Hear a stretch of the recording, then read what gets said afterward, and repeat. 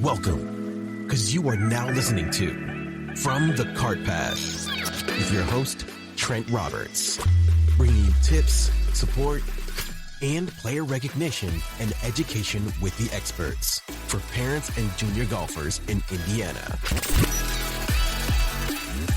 This is From the Cart Path with your host, Trent Roberts.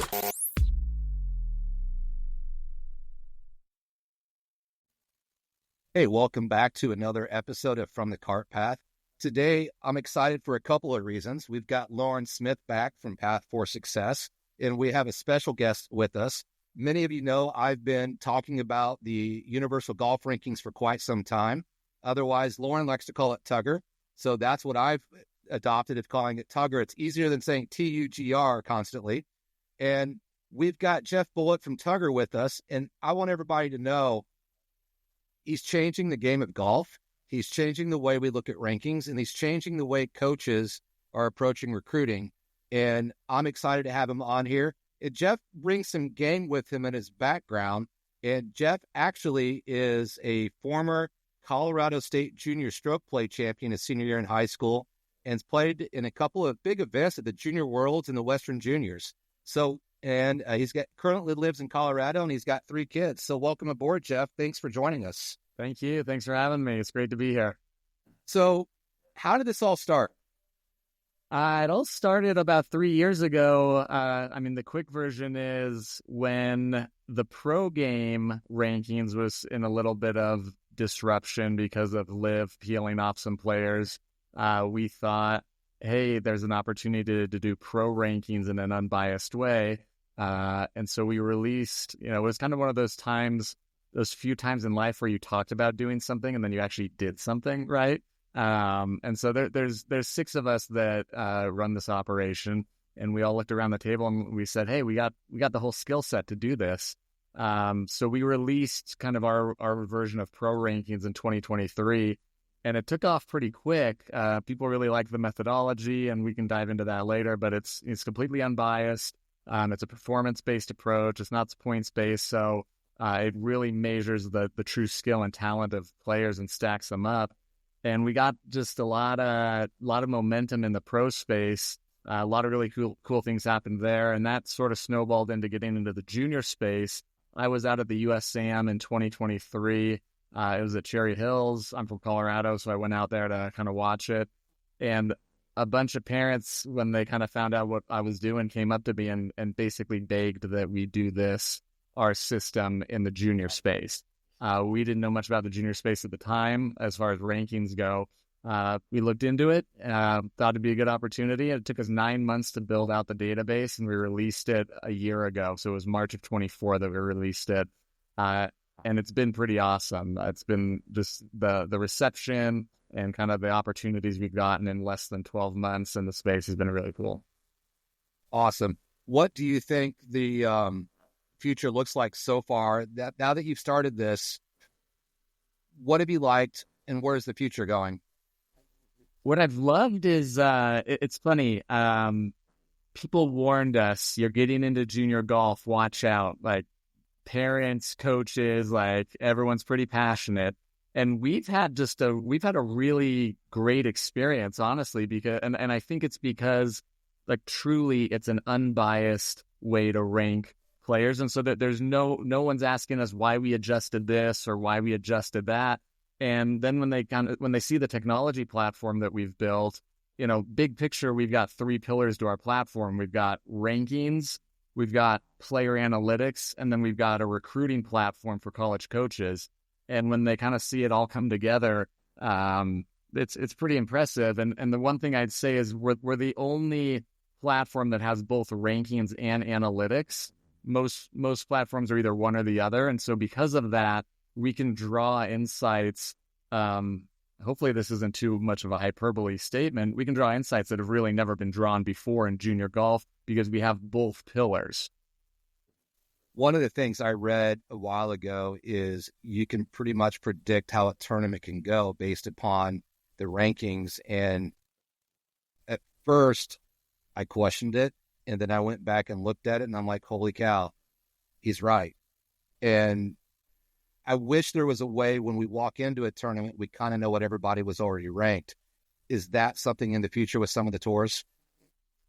Yeah, so coaches actually can do that right now. We probably should release that functionality to the general population, but within our recruiting platform on the coaches, they can go in, they can input the field, and for the big tournaments, we do it for them, and they can print out a field rank for that event. And that's one of the ways we measure kind of our predictability and accuracy is, where did a player finish relative to their pre-tournament field rank? And we published a lot of data, but we average about 10 places from where someone's pre-tournament field rank is of where they actually finish. So if someone walks into a 100-person field and they're ranked 20th, we are pretty confident that they're going to finish between 10th and 30th. And more, that is the average kind of deviation that our system predicts. And coaches love it because now all of a sudden they can trust the fact that pre-tournament field rank is actually pretty indicative of maybe where things are going to shake out. When I went back and tested your theory for the girls' state championships, it was spot on. Your theory was even proven correct regarding who our high school team's top 5 were. And I think for those schools in the states where high school is important, they're going to want to start looking at that data as well, because it's going to help those coaches understand how their kids are playing over the summer, not just in the one-day events, but the 2-day events as well. Yeah, I mean, one of my favorite movies is Moneyball, right? I love blending sports with data analytics. I'm also a big believer in, the feel and the eye test. I think there's a good blend of both, right? I'm not swayed on one side or the other, but the data can definitely lead you down the right path, right? It's all about, we got to get the ship going in the right direction. And then if it's going in the right direction, then that's where the touch and the feel of a coach or a player comes in to really make the difference. And so, you could say we're trying to moneyball golf and bring that experience to the masses. We want everyone to have the tools to be able to use it or not use it, but at least it's available to you. Lauren, what stood out to you when you first looked at it?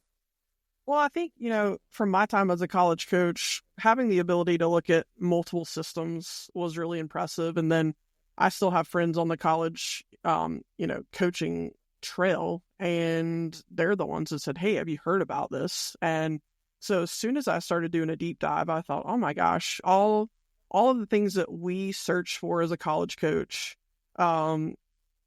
about these athletes is right here at our fingertips. And yeah, it's like you just said, Jeff, you want to do the eye test, you want to go see them, but you almost show up to a tournament and know what to expect.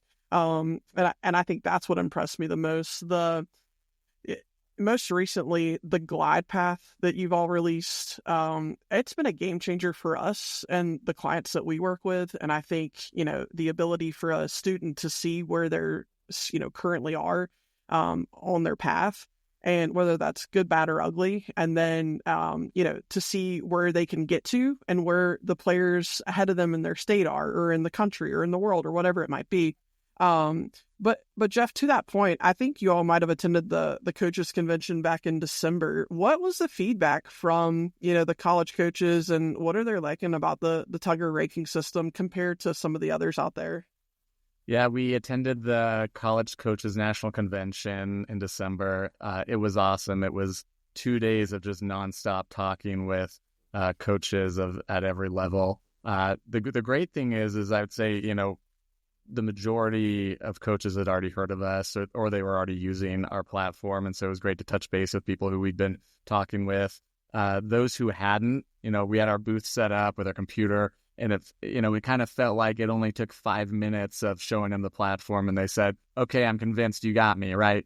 And so that was really cool and validating. Again, kind of the 3 aspects of the platform. First and foremost, we always feel like we're a ranking system. Yes, we built a really cool analytics and recruiting platform, but rankings, you got to get that part right for anything else to really matter.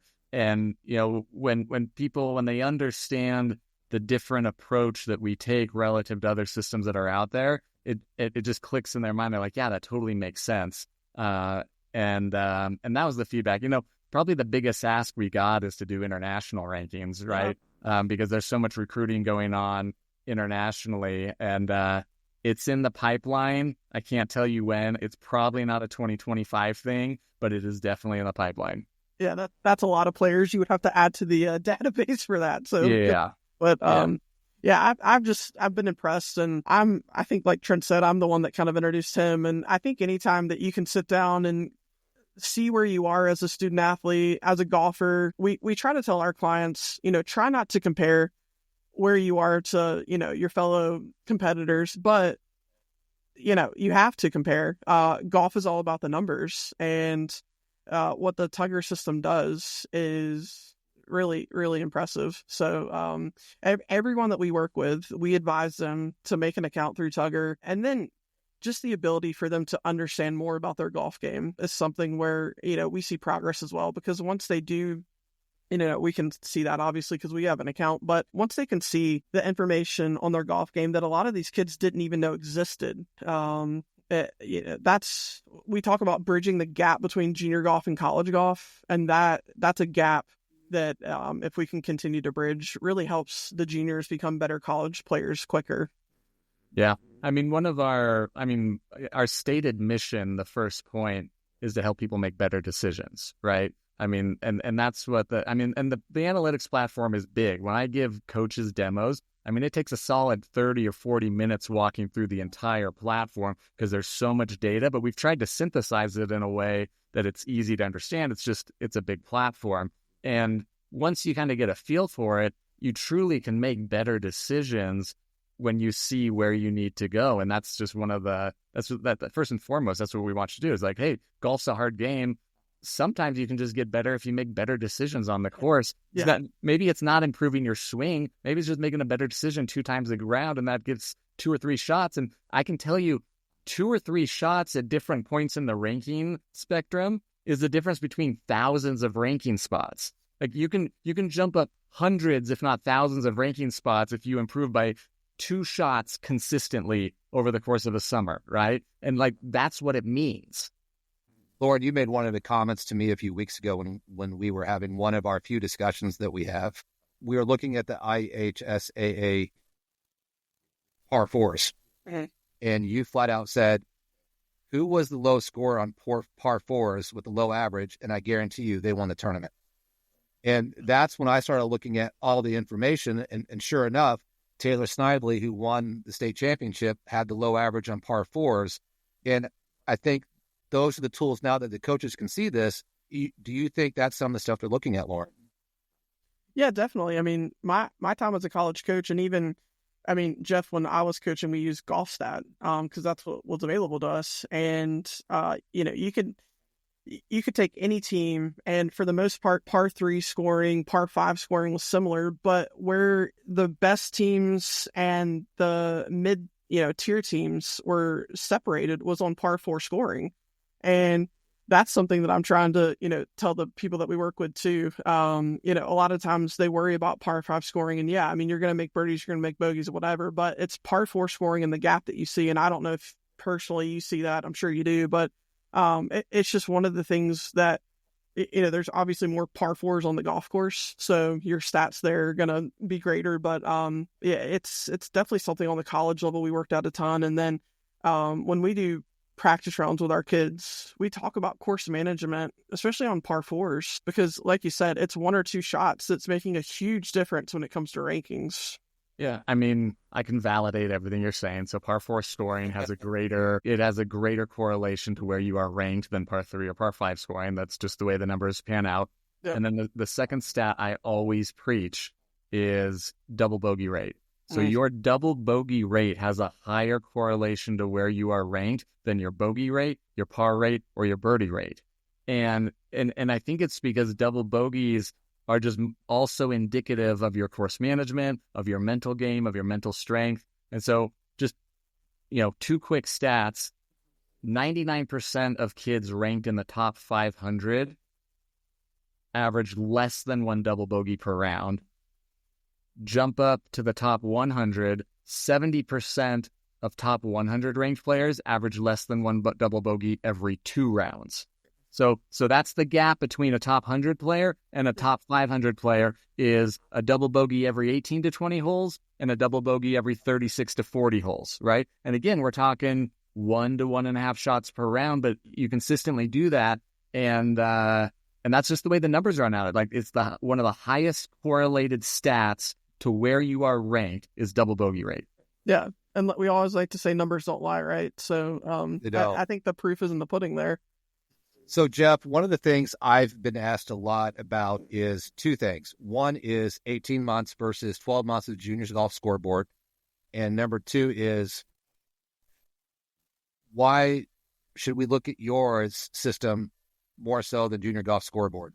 I know the answers, but I'm going to let you answer it because that's only fair. Yeah. So 18 months. So we do an 18-month look back, but we also have a linear fade from week 1 to week 76. So your most recent events are higher weighted than those from 15 months ago, 17 months ago, 14 months ago. So it fades down in weight just in a linear fashion. The reason why we did that is we just ran all the back tests and numbers, and 18 months with a linear fade is the most predictive way and the most accurate way to rank golfers on the pro level. On the junior level, we've got all the numbers to back it up. And so we ran the rankings when we were developing the system at 6 months, 12 months, 18 months, 24 months, no fades, yes fades, weighting it differently. And that's where it showed, hey, this is the most accurate and predictive way to do it. So that's why we settled on that. The reality is it feels very much like a 12-month ranking when you look at the weighting, right? Because when you're de-weighting the later tournaments, it'll feel closer to a 1-year look back, even though we look back that far. The biggest difference between us and really any other system, whether it's Junior Golf Scoreboard or AJGA or any other system, is we are what we like to say a performance-based system, and other systems are either multi-factor or points-based. And so what do I mean by that? All the points-based systems, which is what OWGR is on the pro level, is they have a multi-step process, which I won't bore you with the process, to create a points system based on where you finish in the tournament. And then there's other systems that are multi-factor, which is maybe they've got a stroke differential, maybe they've got a strength of field, maybe they've got some sort of adjustment here, some sort of adjustment there. It goes into a big black box and then outputs a ranking. What we do is we rank golfers relative to each other. And that's the biggest difference, if I can emphasize, not relative to a course rating or to par. And we were talking before the show, that's where a huge difference comes in with difficult course setups or bad weather events, is we're ranking golfers relative to each other. So if the winner shoots 80 and you shoot 83, you're 3 shots off the winner. You're not 12 shots off par, right? Which is the same thing as if you shoot 73 against a 70, you're 3 shots off the winner. So by ranking everyone relative to each other, it's like a satellite system. And this is the best metaphor that I can give, is it only takes 4 satellites to pinpoint your exact position on Earth. That's all you need to have a GPS system, because they just triangulate where you are and they pinpoint right where you are. Our system is akin to that, except for the fact that every golfer has 500 satellites beaming their relative position relative to every other golfer they play and where they rank relative to everyone else. And our scatter plot, if you log in and go to an overview page of any golfer, we have this scatter plot that shows where you play relative to everyone else. It's a visual representation of our rankings, and it's sort of our proof in the pudding. And we've just found it's just a more accurate way to do it, and we can kind of back that up. You're right. And everybody I look at and see, when we see those kids playing in a tournament, you're right. That's where they're at, and they belong right where they're supposed to be. Jeff, one of the questions I would ask, and usually when we have people log onto your site, the first thing they see is the relative strokes. And I think, most of the kids we work with aren't ranked in the top 100.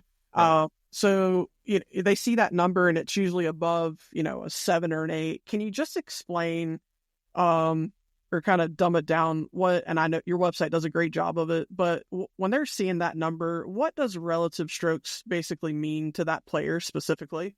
Yep, no, it's a great question. So when we were creating this, one of the things we really wanted one of our pillars was to make sure that the ranking system was understandable, right? So kind of our pillars were it's unbiased, it's accurate, it's understandable. So, I mean, our system is a strokes gained type system. If you boil out and strip out, that's essentially what it is. It's our version of that. So you have to have a benchmark, and you have to figure out what your benchmark is. Is your benchmark the average? Is your benchmark a single person? And we benchmark everyone off the number one player in the rankings. So if you look at the number one player, their relative strokes are 0.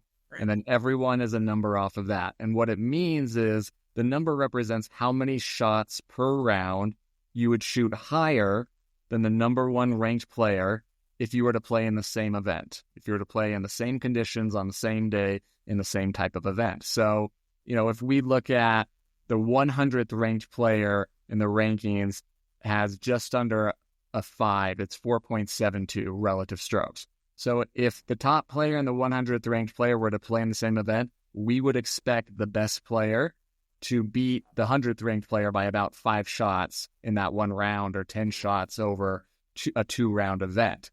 And so what you can do if you're comparing two players, you can just take the difference between their relative strokes, and that's how we would kind of compare their talent. So like a quick story, I was talking with a dad of a top 20 player in our rankings just the other week, and he was asking questions about another player in the rankings, and he was trying to figure out, why are they here? Why are they ranked here? And I just said, hey, ballpark, how many shots per round do you think your kid is better than this kid? Just tell me. And he's like, probably 2 shots. And like, sure enough, almost down to the decimal, the difference between his kid's relative strokes and the kid we were talking about, it was like 2.1.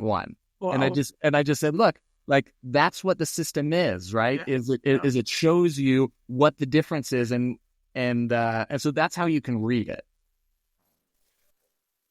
I think that's important, and a lot of the people that we work with don't understand any of these numbers. So I think when they log in and see that first number, that's why I wanted to ask you that question, because that's kind of, besides the year that they graduate, that's the first thing they see besides their ranking. And we try to tell them that that's a number that we hope to decrease, as graduation gets closer. It's one of those things where it's an ever-changing number too. And I think, obviously that more than us. So besides double bogey and par 4 success, what's, maybe 1 or 2 other things that everyone listening, if they're really trying to hone in on their golf game, what would you tell them to focus on? Yeah, I mean, those are always my 2 go-to ones right there, is a par 4 and double bogey. The other one that I would say is, I'm just bringing up and looking at one. The bounce back rate is one that also has a very high correlation, and it's bounce back rate of par or better. That's why we post both. I think the PGA Tour only posts birdie or better, but you get a bogey or worse. What do you do on the very next hole? How do you bounce back from a bad hole? And we measure it from birdie or better or par or better. Hey, you just bounce back with a par. You stop the bleeding, right? And that's almost on par with double bogey rate, which again, we kind of loop under our mental game section is, hey, everyone gets bogeys. Everyone gets bogeys. Like, it's okay to get a bogey, right? But the question is, what do you do after you get that bogey? And so bounce back rate is probably the third one that I would completely point to. Yeah. And what I would say is, do you notice that nothing that I'm saying is go get a birdie, go get an eagle, right? Go launch the ball 300 yards down the fairway. Like, truly, if you dig into the numbers, golf is about limiting mistakes more than it is having birdies. And it goes back to the course management that you were talking about. Yeah, go ahead. Absolutely. Sorry. I had a couple parents send me some questions because I put out there, what questions do you have? A few of the parents that I've walked through the system, and one of the parents that Lauren actually works with, we were at dinner down in Pinehurst at a tournament, and at first Lauren saw him go through the process, and Jeff, you've seen this many times where, well, no, oh, wow. It's almost like a quick switch. And he sent me a couple of questions. First one is, how do they factor in strength of field now that you've added in that metric? So we don't have a strength of fit. We have a strength of schedule that we post, and that's just more backward looking. So that for any player, you can look under your tournaments tab, and you can see how strong of a schedule am I playing, and that just basically bakes in the number of ranked opponents you play and where they are ranked. As far as the rankings go, you need to view it as, since it's a strokes gained relative strokes type system, everything is implied in the system, right? Because everyone's playing the same course on the same day against the field they're playing against, and then no two players are playing against the same field every single week. And so the way I try to visualize it is we have this massive web or matrix in the cloud of 70,000 junior golfers, right? And all the interconnections of them playing against each other, not playing against each other. And we create this massive web. And so from a strength of field standpoint or a strength of schedule standpoint, it's all implied because we are the only input going into the system is if you're playing a head-to-head against the same person in the same field. And so it's all factored into it. Perfect. But the beauty is we don't have to make an adjustment. We don't have to predict, or we don't have to guess is the best way. We don't have to guess what a strength of field is based on an arbitrary number or biased towards a certain tour or not biased towards another tour, right? I mean, I probably shouldn't say this, but I've said it publicly enough. I can mathematically prove that certain tours in Asia are biased towards in OWGR, and against other tours, like just the way the formula works or whatever. I can mathematically prove it, right? That certain tours have a bias towards them. 100% agree with you. The other question he had was, wanted to learn more about off the tee driving efficiency. He wanted to know, how did you come up with that and how does that work?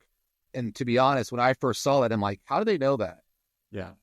I should have my data guy on here explaining this. I've heard it enough that I need to do it. Basically, we can triangulate it because we have par 5, par 4, and par 3 scoring data, and then we have the yardages for every hole that everyone plays. We can triangulate, which is what it says. We can basically triangulate how many shots does it take for you to get the ball 270 yards. Okay. And so that's what it says. So under driving efficiency, the little subtitle says average strokes to cover 270 yards. And so obviously the lower, the better. And so for the average person, it's 1.1, 1.3, right? Because you're factoring in par 3s, you're factoring in everything. And so on average, it takes someone 1.1 shots to hit at 270 yards, or maybe it takes someone 1.3 shots. And so what is your efficiency to get it past that number? We can triangulate that with the yardage data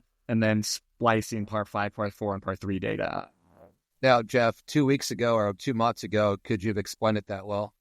Probably not. I really need to have my data guy on. I like to joke. I mean, I like to joke that, we've got our website guy, our data guy, like we got the people who do all the smart stuff. I can talk through all of it, but there's no way I could code it, right? You're the talking guy. I'm the talking guy. which is the best part, right? You get to brag about what you guys are putting together. Now, One of the other questions I've gotten from a parent that I've had some pretty great, strong conversations on is obviously the JGS. They get rid of 25% of your worst scores. Yeah. Why did you choose not to go that route?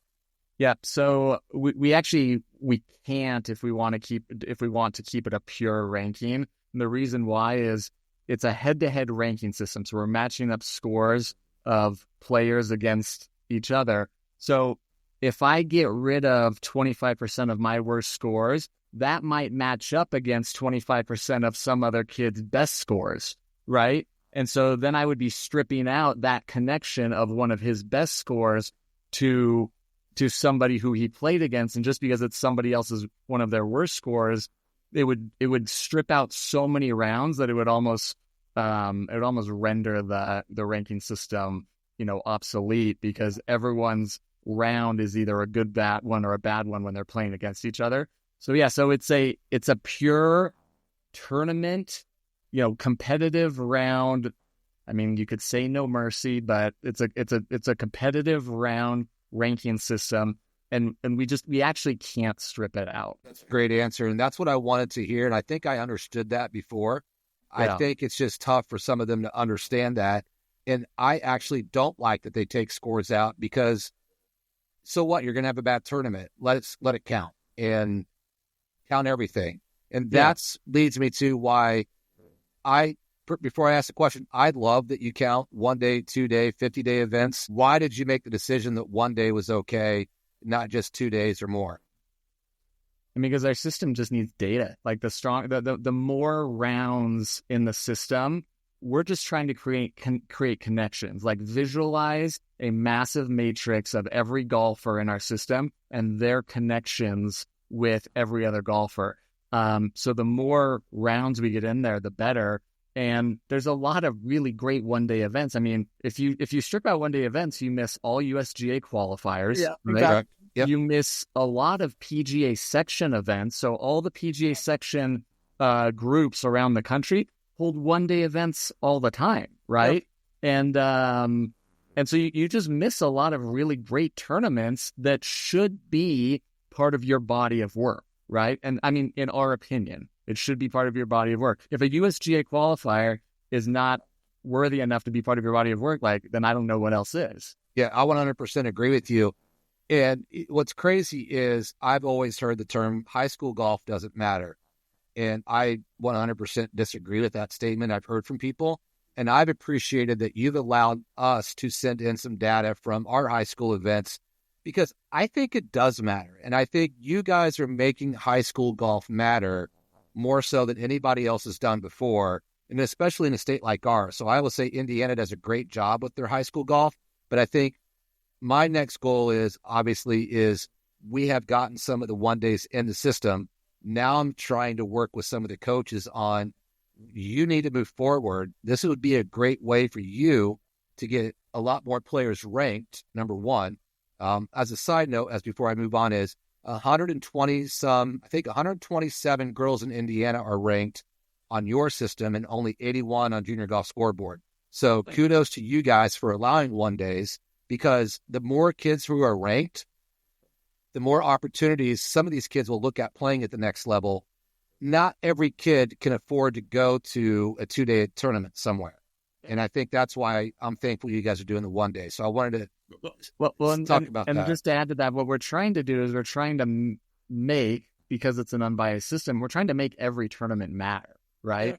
Yeah. And every tournament should matter that you're playing 100%. In. And yes, there are tournaments that have more competitive field. That's just a fact, right? But because it's a relative strokes system, you're just going to be matched up against who you play against, and you need to beat them.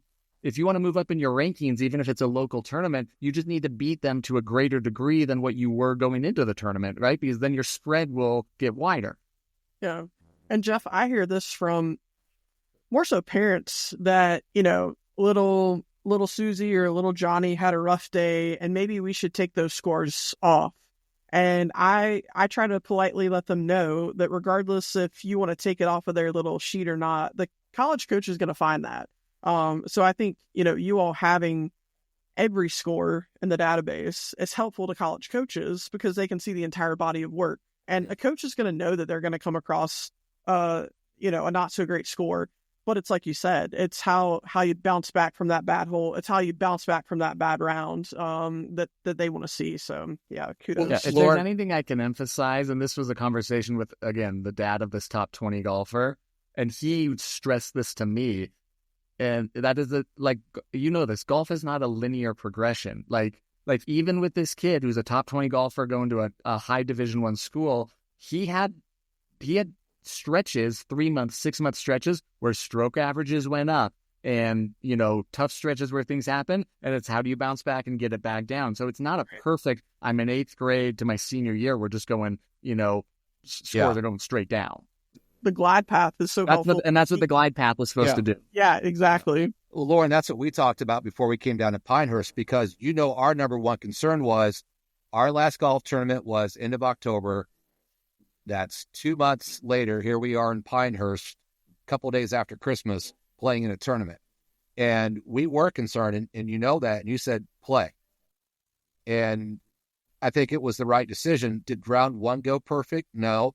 But what did we see happen in round two? Yeah, it gets better, and you learn. And I think, especially in states where we talked about earlier that you're not able to play golf all the time just because of weather conditions. Being able to be out on the golf course, I think you're going to learn something from it. Mm-hmm. And a college coach is going to see that you're putting in effort, whether it's good, bad, or ugly, that you're competing. And then, you can talk to a college coach and say, hey, I know you're seeing this on my rankings. We, made the time and the effort to come down, and they're going to understand that. And I think that's when communication is a big key of the recruiting process. But yeah, I mean, anytime you can play in a competitive tournament, I think it's really good. What else you got, Lauren? I could talk for a while about this. How many coaches do you have subscribed to your coaches recruiting system? Do you feel like most of them are using your system as opposed to some of the others that are out there? We do. We kind of measure it now by conferences. So we have coaches in 21 different conferences who are using our system now. Which is basically all of them, all of the conferences, right? Yeah. And I mean, the SEC and the Big Ten coaches are our biggest users. I talk with coaches every week, right? They're either emailing me or we hop on a Zoom. They want me to compare two players. They just want my insights on, this or that. And the coaches convention very much confirmed that. I would say it's definitely been adopted more by men's coaches than women's coaches, at least out of the gate. But I think there's more women's coaches that are getting on board every month. Jeff, it is happening. I had the same parent that had me ask a couple of questions. His daughter was visiting a campus, and the female coach of that program flat out said, they won't be looking at the other systems in a year. They will only be looking at your system because of all the information they can pull from it. Yep. So outside of the double bogeys, outside of some of the others, what are some of the other things you see coaches are actually looking at? Well, I mean, first of all, the tools that we provide are tools that they've never had the ability to do. So it seems simple to us, but then you realize that it hasn't been available. We have a search function under the coaches portal where they can filter players by not just geography and grad class, but by double bogey rate, by scoring average, or scoring average. You can name 25 different stats and you can filter. So I was working with a coach the other month in Texas, and he's like, all right, show me all the juniors in Texas who've ever shot in the 60s in a tournament round and have a stroke average under 75. Boom. In 2 nanoseconds, the 15 players who fit that criteria pop up, and so now they've got their target list. So it's no longer just, hey, show me the kids in North Carolina who are juniors. It's show me the kids in North Carolina who are juniors who have done X, Y, and Z, right? Yeah. And so that's probably our most used tool. And then we just released last week, we'll probably release some version of it to the public, but we just released our entire tournaments database to the coaches. So you can go in and click on any event that's basically happened anywhere in the country, bring up the leaderboard, bring up tournament stats, hole by hole stats. So which holes, were over par, which were under par. We're going to release some version of that so like a little preview coming, right? We're going to release what we're calling a tournament prep section for all of our users. So they can go in and basically, if they know they're going to play on a certain course, and if we have data from that course from previous years, you can go in and say, hey, which are the hardest holes? Which are the easiest holes? And you can create a game plan as you go in so you know where to attack and where not to attack. A few more questions. What's next? Yeah, I mean, that's probably the biggest one is the tournament prep. The tournament prep section that we're doing. Profiles, we've gotten a lot of feedback that people want to input their personal information so the coaches can get, contact them and then kind of create like a little mini resume. So we'll probably be releasing some version of, hey, create your own profile, tournament prep. I mean, my vision, right, if you talk about 2-3 years down the road, I would love to create, I mean, it's in our name, but I'd love to create a true universal golf rankings where you strip out pros, juniors, and AM titles, and you just have golfers that are ranked, right? And so, I mean, we know that there are high school golfers that are probably better than some mini tour players. And we know there are college golfers that probably are top 200 golfers in the world, but we don't really know because they're not, the ranking systems are all they're all spliced up. Like a Luke Clanton, who has been so successful from Florida State playing at the yeah. And so we've got, once we fill out amateur rankings, we've got pros and we've got juniors, and we're halfway home on amateur rankings. Once we fill out amateur rankings, which hopefully is a 2025 release, we can track someone from 7th grade until their pro career is over. And then we'll be able to, and then just think of all that data, because it's not just data for them personally, but then we can actually create like ridiculous predictive analytics of, hey, is there a trend of what pros look like when they're in 7th and 8th grade? Maybe there isn't, but we're going to be able to see if there is. So that's sort of like the long term. It's really cool. Like, we're super excited about it. We just wish that, we had a bigger staff and that we could do more things, but it's coming incrementally. There's a lot of great stuff. So expect 2 or 3 big releases in the next 2 or 3 months to the platform that we think will be really big enhancements on how you can look at players. Well, Jeff, I'm going to keep promoting what you guys are doing. I'm going to keep sharing that information. And I'm going to keep showing the rankings because these kids love it. They're always asking, how can I move up? How do I get better? And the cool part is, like, I'm helping the Mizuno tour on some things here locally in Indianapolis. It's a developmental tour. It's going to help some of these kids who are starting off playing in tournaments get to that point where they can get ranked and see where they need to improve, how they can get better. And then we can help assist them as they move along in their process and their journey.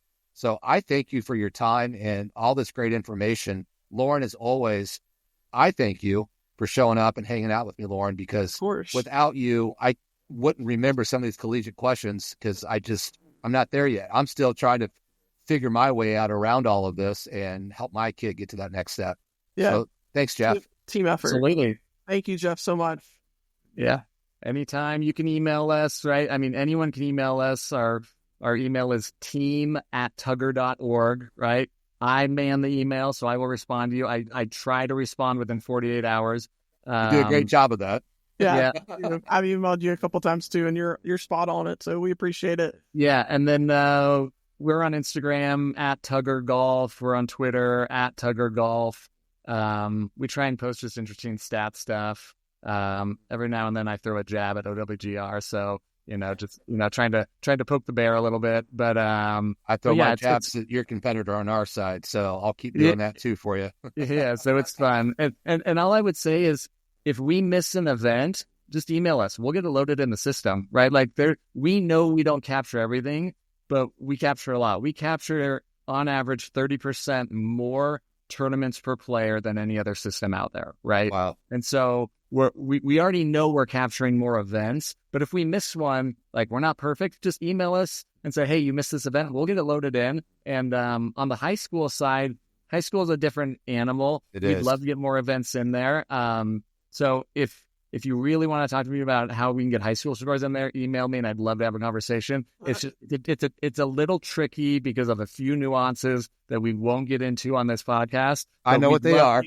We'd love to figure out how to get how to do that. So, like, we want to be as transparent as possible. Email us. I'll respond. Give us a follow on social media. And we're here to help. Yeah. And a real quick note on that. You're talking about high schools. I've had the boys reach out to me on that. And I'm like, well, I got to build a database of your hometown and your high school before I can even send anything in, because you may go to Gibson Southern High School, but you live in another town and those two don't connect, and they have to have that information to be able to do that. So like you said, email conversation on that's a totally different topic, but I do know that I've appreciated what you've done for that on the high school side for the girls so far in Indiana. And I know we thank you for everything you've done in Indiana. Absolutely. Thanks again, Jeff. Yep. Thanks. Thanks, Jeff. Oh yeah. Thanks, Lauren. Thanks for listening to this episode of From the Cart Path with your host, Trent Roberts. please be sure to like and subscribe on your favorite podcast platform so that you never miss an episode.